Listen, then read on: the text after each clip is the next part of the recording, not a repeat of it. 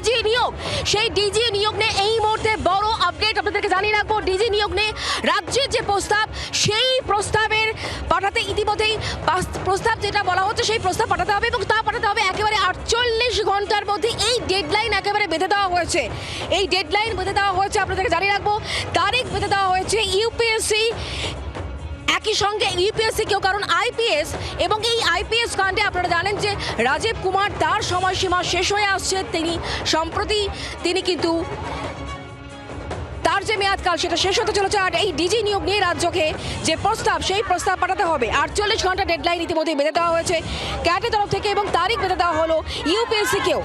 IPS Rajesh কুমারের মামলার প্রেক্ষিতে এই নির্দেশ 23 জানুয়ারির মধ্যে প্রস্তাব পাঠাতে হবে রাজ্যকে। 28 তারিখ ইউপিএসসি কমিটির প্যানেল প্রস্তুত করতে হবে, 29 জানুয়ারির মধ্যে এই প্যানেল প্রস্তুত করে পাঠাতে হবে ইউপিএসসির। এই বিষয়ে আমাদেরকে আরও জানাবেন আমাদের সঙ্গে বিক্রম রয়েছেন, আমাদের প্রতিনিধি একেবারে সরাসরি। বিক্রম, বড় আপডেট।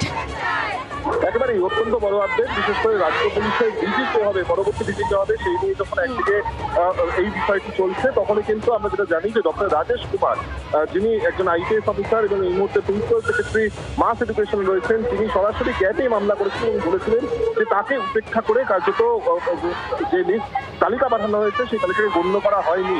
এরপরে কিন্তু আমরা জানতে পারছি যে মূলত ক্যাটের তরফ থেকে নির্দিষ্টভাবে অর্ডার দেওয়া হয়েছে যে আগামী 23 তারিখের মধ্যে মূলত 10 জনের নাম, যেই পুরনো 10 জনের নাম পাঠানো ছিল সেই 10 জনের নাম কার্যত পাঠাতে হবে রাজ্যকে এবং ইউপিএসসি সেই 10 জনের নাম থেকে 3 জনের নাম পাঠাবে 29 তারিখের মধ্যে আবার ফেরত রাজ্য সরকারকে। তার মধ্যে দিয়ে কিন্তু ডিজিপি পদে নতুন নিয়োগ হবে, এমনটাই প্রাথমিকভাবে জানা যাচ্ছে। সেক্ষেত্রে এই 10 জন যাদের নাম পাঠানো হচ্ছে, সেক্ষেত্রে ইউপিএসসি এর পরবর্তী পদক্ষেপ কি করে, তারা কাদের নাম পাঠায় নাকি তারা অন্য কোনো আইনরূপ দিকে চায়, সেটা কিন্তু আপাততভাবে দেখার বিষয়। বাংলার আওয়াজ, বাঙালির আবেগ, জি 24 ঘন্টা।